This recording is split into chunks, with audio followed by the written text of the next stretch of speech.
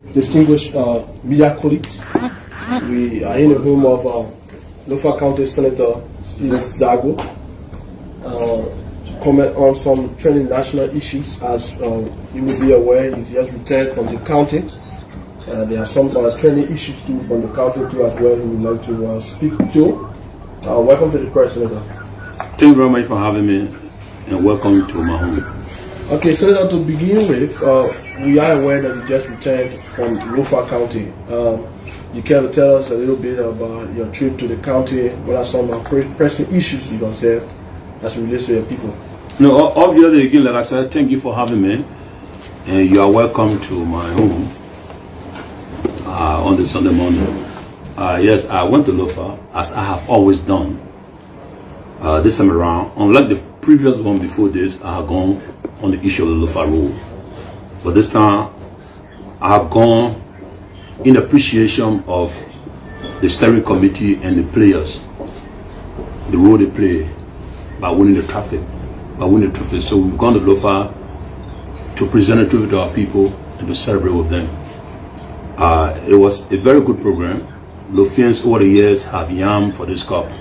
Since 1964, we began annexed to Liberia. We've never won the trophy. We've gone for 4 finals. The first one was Samukai County, several years back. Grand Cape County, Mosirada, and Bapolu. So we've gone to celebrate. It went well. I'm glad that the Lofians accepted us. We had the best of celebration. Our traditional people pray for the players, and then it went well. I mean, it was a great encounter, and thereafter I engaged with our people. I visited our town and villages. Lofians in general were happy for the cup. In addition to the happiness, they were also concerned about the Lofa Road, and then they were also concerned about the delay in the certification of the Senator Samukai, consistent with the Supreme Court opinion. So those were the issues in Lofa that were at the front burner of our visit. Yes, Senator, on this issue about the trophy presentation, we received reports from the county that except you that attended that event, all of the other colleagues did not attend. Did you receive word from them why they did not attend? Was there any sticky issues in the back end as it relates to the caucus that made them do not attend the celebration of the trophy? Again, I chair the caucus, so by my presence, the caucus was there. We all could not have gone. Though there might have been some few concerns, which is obvious, and in any undertaking, it just cannot be 100%. Some caucus members have problem with the way and manner in which the steering committee conducted itself, the way and manner in which the county authority, especially the superintendent. But how be it, in the midst of all of that, the caucus they decided, look, Mr. Chairperson will call, go and represent us. So we were there personally, and we make a donation to the team, in addition to what we've done over the years, or over the months, over the week. We give them a call to celebrate, and it went so well. I agree with you that now the caucus member went, but like I said, I represented the caucus, and since indeed I'm the chair, but my presence that the caucus was present. Despite the issue we have, we think that to the issue that we can resolve ourselves, since there is no perfect arrangement, and more besides, now that we are the defending champion, we have more to do.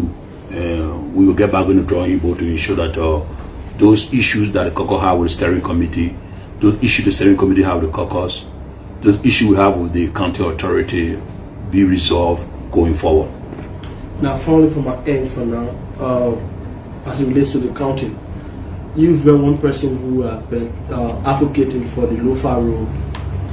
I spoke with some individuals who, returned from this trophy celebration. They've still complained on the deplorable state of the road. What's the update as it relates to your advocacy in making sure that the Lofa Road is brought to a better state? The last section, remember, on the Thursday, the issue of Lofa Road was not placed on the agenda, and then during the adoption of the agenda, I raised an issue that look, there's the need for all to talk about Lofa role, and the protest said it was sorry. They have had an engagement with the acting public minister, and then she needed to come meet the full plenary. Then when she comes, we'll know the status. But physically, I've been on the road myself. There's nothing much going on to indicate to me that the road will have commenced. In the eyes of the ordinary man, when you do a road work, they want to see maybe the asphalt pavement, they want to see all the moving equipment being engaged. And if you look at the length of time that the road project has started, I mean, it's been too long. It's been too long. The road is getting deplorable. Thank God many of the journalists went to Lofa, they saw the road conditions. Those who went there with the vehicles, upon the return, have carried the respective vehicle to all the garages. My 2 vehicles are still here. I'm trying to sow some form to be able to get to the garages. But the Lofa road is a challenge. They hope that the acting public minister will come over next Tuesday to be able to brief us before we go for the Easter break as to what is ongoing when it comes to the Lofa road. Okay, you talk about the people of Lofa asking you the status of Senator-elect Brandon Samukai's certification, and we are seeing this process taking a very long period of time. Brandon is currently in court. What were some of the things that you got from those who elected Senator-elect Brandon Samukai as it relates to his delay? There's this debate around it. The government is playing politics with it. He may not get the certification or represent the people of Lofa County. To a large extent, Lofien feel disappointed. Lofien feel disappointed. Lofien have over the years felt that the band treated differently. That's the general feeling. I will come specifically around some issue, then I'll go back to how the Lofien have felt over the years. I did think, like myself, that since the Supreme Court, the full bench of the Supreme Court have not a decision as to the Brandon Samukai issue and have authorized NEC to certificating with a professional sentence, they think that the decision of the Supreme Court will be upheld. They think that one justice cannot undo what the full bench have adjourned. So that's the issue, that's the concern they have. They raised it, they didn't have a feeling. They want me as the senator to also add my voice to theirs. That's the issue. And then Lofien tend to go back a little. They tend to retrospect and say, well, what's happening to us? With all our maturity, with all our meekness, with the contribution we made to this country over the years, why when it comes to what issues affecting Lofa, it's not placed at the front burner. Some of them have said, look, several years back when the President Totman died, there was speculation that a son of Lofa, who was then Chief of Staff, General Johnson, a native of Lofa from Zargo, was tipped to be the interim head of state. Of some of that nature, though there's not a cogent evidence to that. That didn't happen because the Lofa people are people who are meek, humble. They have shown it over the years. They got resilience. And then that aside, and then the issue of Harry Fumba Monba, who became vice president to the late Samukai do. Harry Fumba Monba served do in Liberia with diligence, with meekness, with perseverance, with all it takes to be a leader. And then a constitutional crisis ensued when Doe died.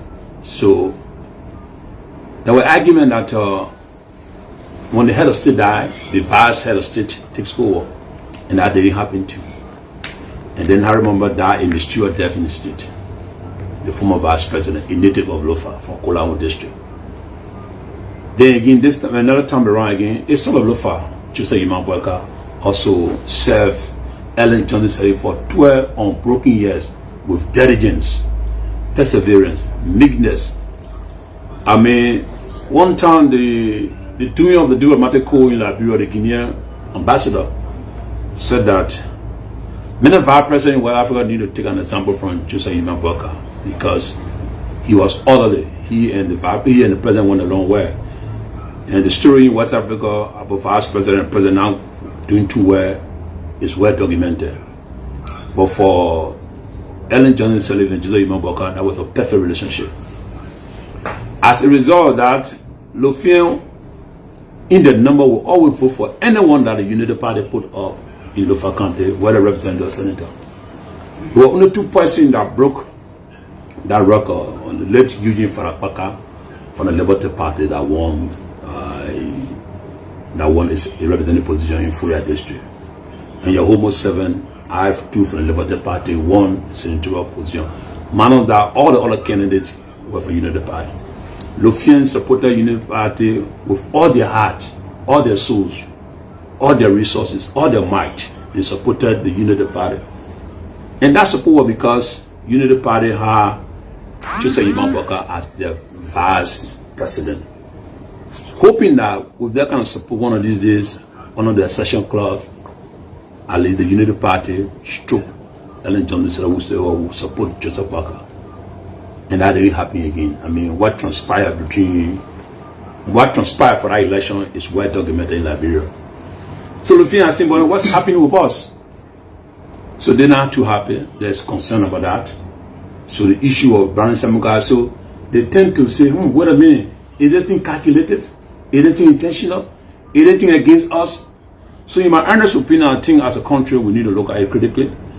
We need to take the necessary step to ensure that we de-escalate and that the Brandon Samukai issue should be handled expeditiously so that the wishes of the people of Lofa can be met. That's the feeling I got from Lofa. Still with the Brandon Samukai's issue, there's Supreme Court ruling that Brandon is a convicted individual, meaning he should not serve the good people of Lofa County.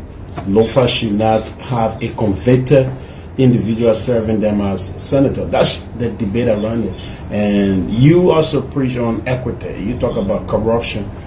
So what is the difference? Well, how can you differentiate yourself from a convicted person serving the people of Lofa and also defending free corrupt society? I'm not sure that Lofian in their number they didn't have problem with what the Supreme Court did. When Brandon was accused investigated trial, Lofians didn't resist anything. The only concern Lofian has is that look, you've come up with a ruling. The Supreme Court have come up with a ruling and said, look, you convicted, but we'll give you a suspended sentence. And then, since you're not a flat risk, you can take your seat over a period of time. Commitment should be certified. Before then, 50% should be made available.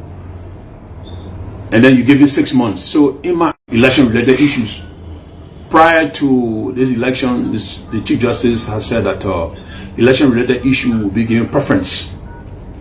And I again honor our law to there are certain number of days that election issues should stay for, not less than 30. And you see the Brandon Samukai issue have dragged on. So let's leave the true meaning of the Supreme Court opinion. All Lofian are not asking for anything so much. But if you don't leave the true meaning of the Supreme Court opinion, then anxiety is created. Nevertheless set in. Lofians are becoming a thing, but what's happening? Impatience set in. And then when people who are meek, humble, and so orderly, and you start to push them to the wall, they may act in ways and manner that they would not have done on a normal condition. So let us not create a condition for Lofa to feel indifference. Let's give Lofa justice. To a point, sir, there's no another opposition political party, the Movement for Progressive Change. If you may be aware that this political party has filed an injunction against the certification of Brandon Samukai. Are you aware? And if yes, what is the stand of this political party taking the route of law against these candidates from Lofa County? On our legal jurisprudence, the issue that border on standing. Does MPC has standing? Is MPC injured as a result of the Supreme Court opinion? If the issues are certified, then we can be able to answer that question. I do not know if the injunction, the file, came before or after the Supreme Court opinion. After. So the Supreme Court have already come up with an opinion. And anything the Supreme Court come up with, they are the final arbiter of legal issues, especially the full bench. If the full bench make a determination, I think we should adhere to it. And experience will tell us that you don't want to keep conducting yourself in ways and manner that will suggest to a particular group of people that they are targeted. So, Lofa people have made a decision. We interpose no objection to the Supreme Court opinion. We are law-abiding people. Lofians are law-abiding people. We represent the interests of the Lofa people. They have told all that they feel that justice is not being served. When a decision as to the ruling on Browning is made or has been made, they think fairly enough that that decision should be upheld. He should be certificated, commence his job along with me so we can represent the local people. In the event he fulfilled the directive or the opinion of the Supreme Court, they are remedy at law. The sentence, the conviction is conditional. So if he does not meet it, then another action awaits. And then no one will say you targeting. But Supreme Court, the full bench, rule in this manner. And they want justice. They're saying the other way around. So Lofians too who don't understand the ramification of the law think about Senator Zargo, the Lofa legislative caucus, what are people doing? So it is but fair that they know represent their legal interests and also represent their political and professional interests. This is why we've been law-abiding. As chair of the caucus, we call on our people to remain law-abiding. And you see that call on comment to fast track and hasten the issue involving Barron Samukai so that Lofa kind of people can feel certified. I have told you how the fee, dating back to Tottenham, Iraq, dating back to Dothan, dating back to Elegant City, and then they think they've come so close, but yet too far. And they're not blaming on anybody. But all they're asking for is justice. Now, Senator, let me just interject a little bit before we go back to James. You on the issue about the MPC, you asked a question whether the MPC has a standing, yeah, have a standing in this entire process. What's your view on it? Do you think they have a stand in it based on what you see? We can't be preempted now because it's already moot in my mind because the decision already been made. Because I actually want to get an my action because I've been in and out, and the general has told me that the Supreme Court already come out with a decision. So the decision is already made, you come in my mind is moot. But again, it's open to debate. Normally, when you take a court action, two things: either you represent a party litigant, or maybe if you are injured, and then it puts you in a position to have standing. Do they have standing in this case? And Lofians are saying, like I said, obviously at the onset, we just want justice, and this time we want justice expeditiously because we think that. The whole thing about certificating the Central Lofa County had dragged on for too long. The Lofians are becoming impatient. Anxiety is setting in, uneasiness. And you don't want for it to escalate to a point where it will go into a full-blown confusion and conflict. We are peace-loving people. Lofians generally are humble people. Meekness is part of us. This is why collectively in Lofa we have one word called Tony and Togi, mean true. We are truth-telling people. We are humble people. But you can't keep pressing a humble man down. One of these days he may want to bounce back. And we don't want to arrive at that stage. We don't want you to know that it's Lofa versus the entire Republic of Liberia. No, it's not that way. All Lofa is asking for is justice. And justice needs to be served timely. It is justice is that you and all of the things are calling for the certification of Samukai based on the previous ruling from the Supreme Court, right? Obviously, I mean, we asking for justice. The Supreme Court has come up with a position, and the entire bench, not just one person. So we're saying that let the justice opinion, let the Supreme Court opinion be upheld. Okay, yeah. Basically, ahead of just the certification program, and still the probation still in making, and there has been a lot of attack in recent time that the premises, the National Elections Commission compound, according to them, that their compound, they witnessed an arson attack, the throwing of petrol bomb, and there was also claims from the Associate Justice Joseph Namwe of his home being also attacked as a result of a petrol bomb being thrown, and all of these things are also coming in where there's still this certification of the senator-elect of Lofa County still lingers, and then there has been a lot of threats that have been issued. What specifically have you to say with respect to what has been happening? I think we regret the throwing of petrol bomb. It's uncalled for. It's uncivil. There should be, I think those who are involved, they should meet the full weight of the law. And I hope the security agencies and intelligence component will be able to gather the kind of evidence we need, put the puzzles together, and look at the modus operandi of those involved and be able to determine who may have done it. But I think they need to be a little bit meticulous. They need to be a little more exact. They need to be focused. They need to ensure that they put the raw data together, analyze the raw data, so that when you make an accusation, you can be able to prove it. It's like I said, it's condemnable. I've been a security actor myself. I will not endorse such a behavior. But at the same time, too, want to call on the government to fast track this investigation, so that others will not capitalize on maybe the dissatisfaction of the Lofa people to make it appear like someone from Lofa somewhere somehow has a hand in this. Lofa is far from that. We are a professional group of people. Whenever university and colleges put up graduation, Lofians are the highest people. We all of it. We're not going to get involved in this all manner and form. We are all of the people, and we're going to abide by the rule of law. Why abide by the rule of law? We ask for justice. Let justice be served us. Let us put this Brandon Samukai thing behind, so that we progress and develop this country. Yeah, to a point. I think we also talk about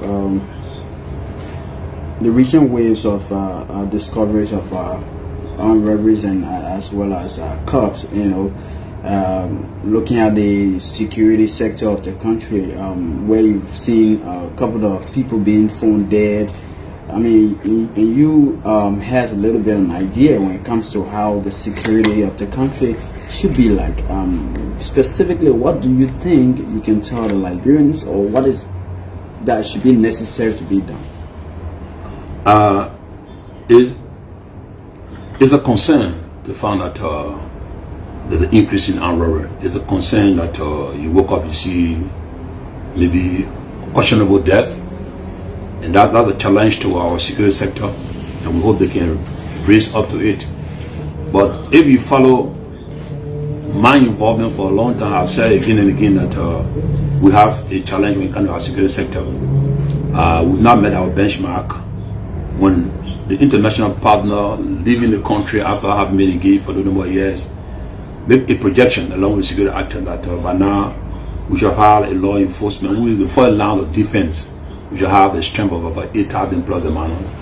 The military, who is the second line of defense, and that provide the exterior and protection, shall be 5,000 plus a man. Are we there yet? No. We adrift those numbers far below. So I think our security sector is overstressed, and as such, we need to take sound political decision not to further overstress the security sector that is already overstressed. The overburden, they've not reached the targeted projection. They lack the instrumentality to work with, and then certain they got low morale. There is not what you call esprit de corps. Esprit de corps is that way in which security institutions work together, provide each other with intelligent information. In the midst of that, we seem to be not taking good political decisions. When you don't have political stability, it undermines security effectiveness and efficiency. So I think we need to have more political stability so the security can focus on actual issues and not political related issues. The security should be focused on how they will put the parcels together, how they will be able to cultivate police-public relationship to be able to get the kind of information they need so that they can be proactive and offset some of the armed robbery that will occur. When the police who cannot be all over at the same time, there is no law enforcement in the world that will be omnipresent.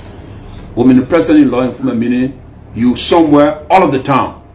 That can only be done in theory. That can only be done if you have a partnership with the ordinary people, the community.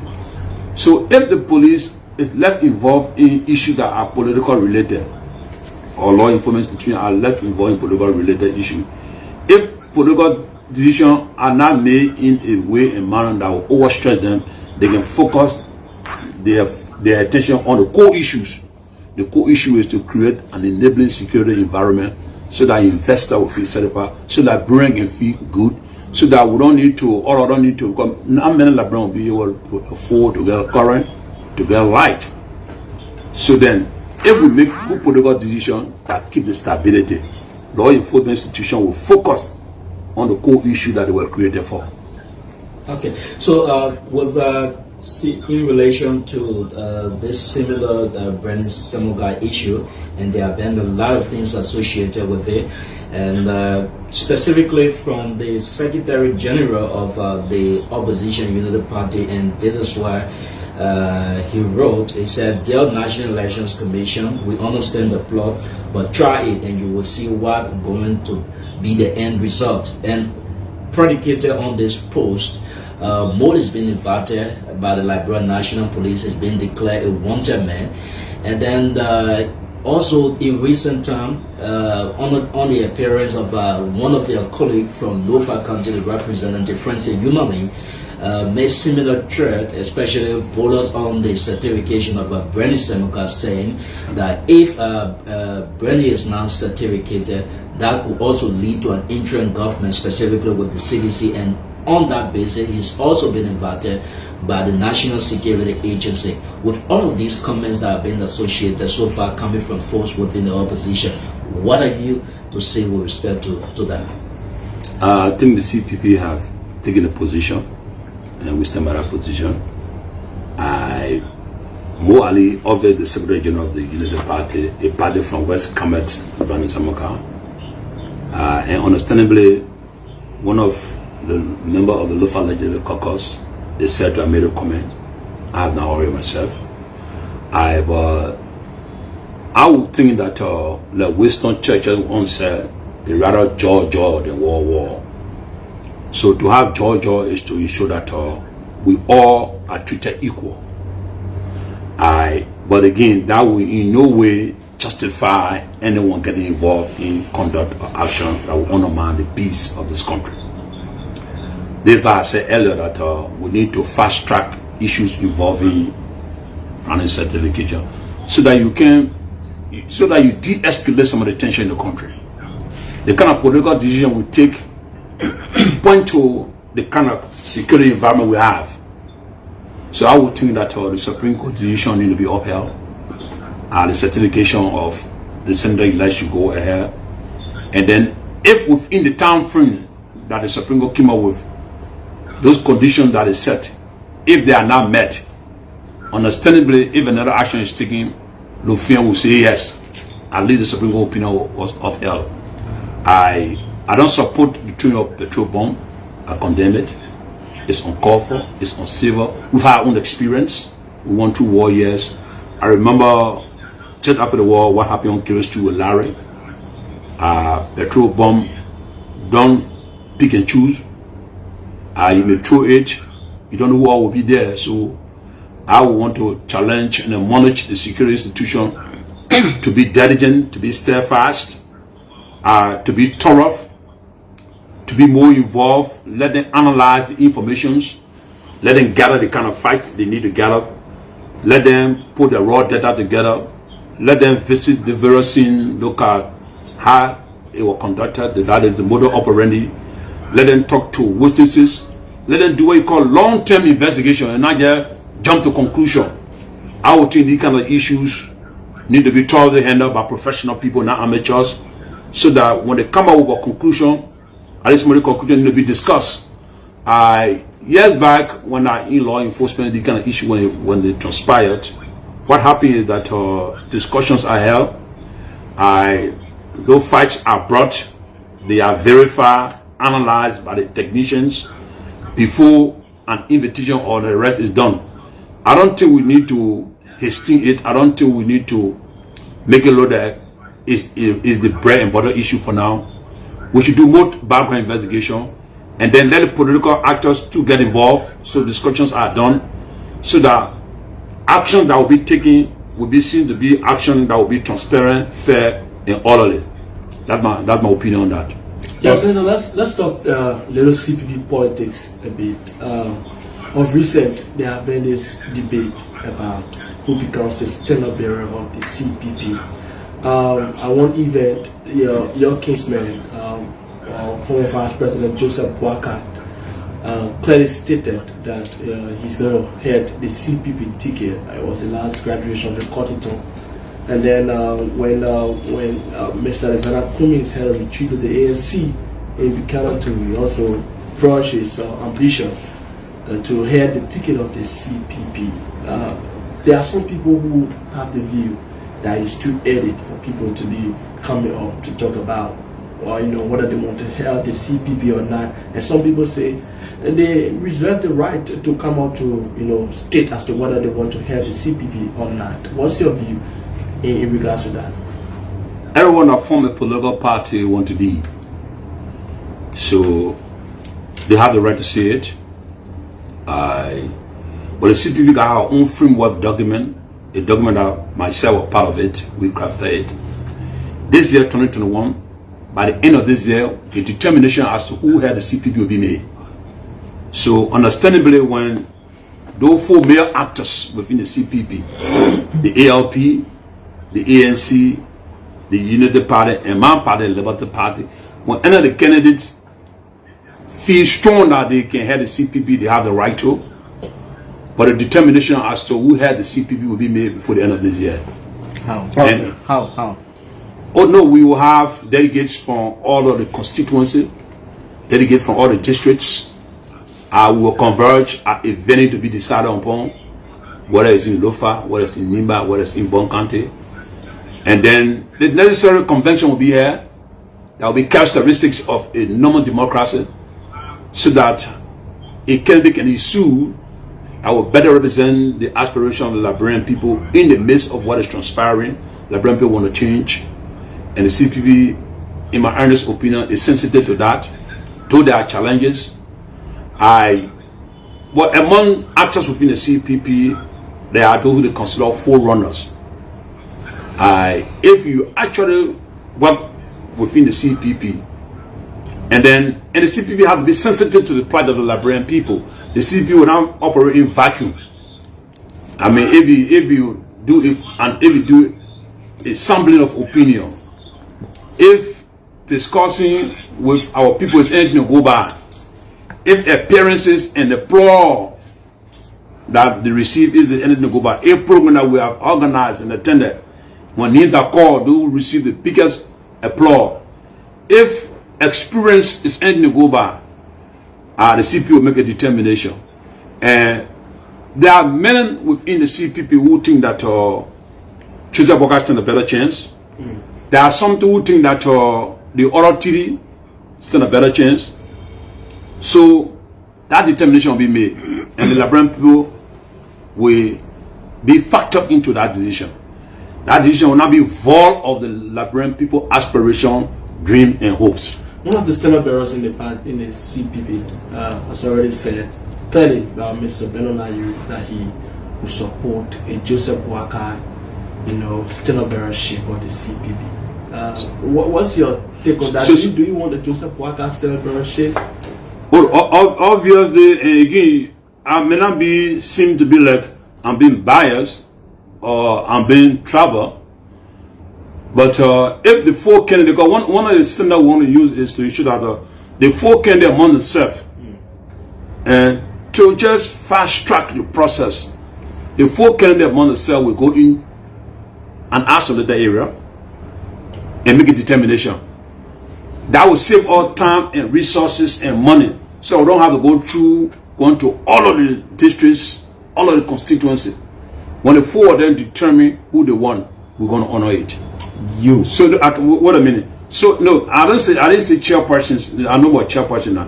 I mean the Senate bearer, those who are our political leaders. Yeah. So you have Joseph Boakai, you have Ben Ayure, you have Alexander Cummins, you have Yomli Kanga Lawrence. So now four of them. You said one has said openly that they're going to support Joseph Boakai. So he has gotten one. So he has gotten half elbow now. Yeah. He himself and that person. So two others, and the ANC. So if the decision that the ALP Stellenbosch have said, if he maintain up to the end of this year, then the most likelihood that I may go Joseph Boakai way. I said the most likelihood if it doesn't change. It is also hope that again among themselves a determination as to who become the vice running mate will be made. So when that determination is made by the vice standard bearer, then they will also be able to work out a vice standard bearer. If that determination as to the standard bearer is made, then they will work out a determination as to the vice standard bearer. If the processes do not come out the way and money we is envisages or the way it's planned in the CPP framework document, then an election of the delegates would be the next route to take. What's the relationship between you now and your party, the Liberty Party, and your chairman vis-a-vis Musa Beniti? Oh, I'm still a member of the Liberty Party as I've always been. I'm not going to leave my party. I've come in with too much in the party. There's a political institution, and I'm still a member of the Liberty Party. I think I got a good relationship with everyone in the party. The grassroots, the ordinary people, those who made determination, those who got the voices, those who got the count, I still consider me a strong voice in the party. So I got a strong relationship in the party. Senator, you don't use the word I think. That says another, it has no good certainty in terms of your relationship. When you say I think. You just use the word Oh no, because human beings are evolving. It's not a situation where you're going to put hydrogen and oxygen together, you're going to get water, H2O. So no matter whatever you do that, if you go to my own town, Sinolome, or you go to Yendomalaun, you put hydrogen and oxygen and give you water. But if you put 2-3% together in one town, and then 1 year later you put them together again, it may change. So human beings are evolving. This is why I say I think that I got a good standing within the party. I serve well.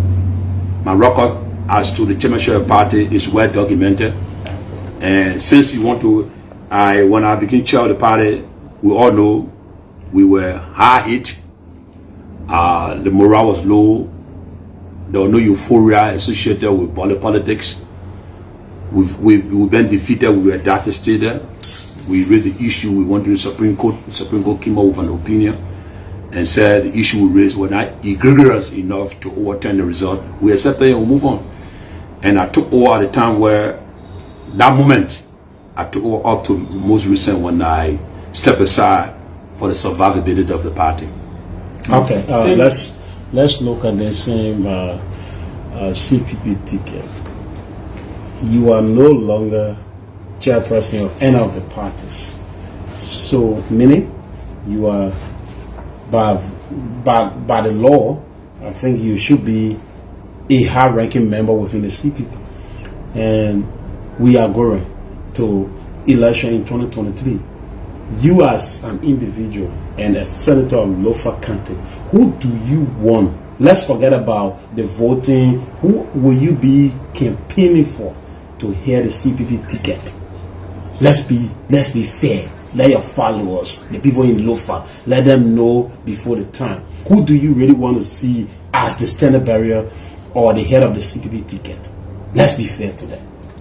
And I like the question, who do I want? So what I want, we're not worried about the Liberian people want. Yeah.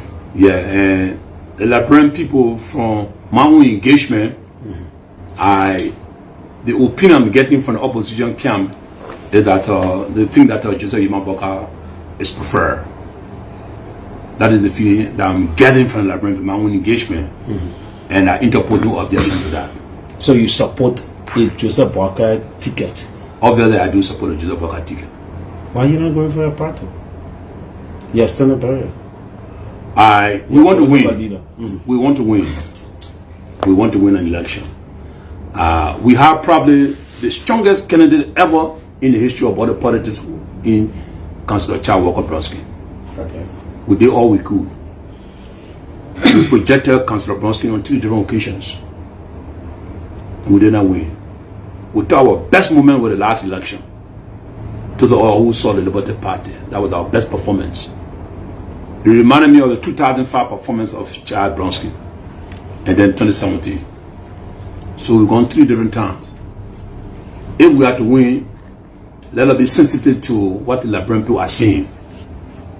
And if you have followed our border politics, if you have followed the environment, if you have followed Liberian generally, the thing that he comes in with a lot of experience.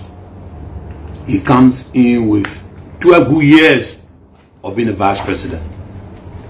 And many vice presidents can become good presidents. Many vice presidents can become good presidents. So it is within that framework that we think that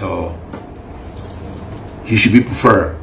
And if he is, definitely we'll support him. Okay, Senator, thank you. Unless maybe you want to add another thing. Yeah, just to zero in on Lofa County, some of your developments. How is your activities there? I think our activity is good. We've, in the story of the hunchback man, when the hunchback man died, all the hunchback people look at it and see how they buried the hunchback colleague. So the past election have been a challenging one. We saw most of our colleagues not returning. So it informed our engagement. The only thing you guys won't see me doing, you won't see me most often in the chambers. So you won't appear like I'm deliberately absenting myself. But you'll be assured that I'll be running back home. My country is huge and large. 6 ethnicity, 9 districts. The roads are a challenge. So Lofian, to a large extent, are very, very concerned about the issue of the road. So my last word that if you don't see me often in chambers, know that if I'm not at ECOWAS, I'm spending some time in Lofa. And then the issue of Brian Samukai. Spending some time in Lofa getting prepared for a re-election. Indeed. Again, so I'm hoping that we can fast track the Brian Samukai issue so that at least the 2 Lofa chairs won't be vacant. Because if he's not certificated and seated, and then I'll be running the Lofa, you have a situation the entire Lofa will not be represented. And that will be a disservice to almost 400,000 people. Okay, thank you. Thank you very much.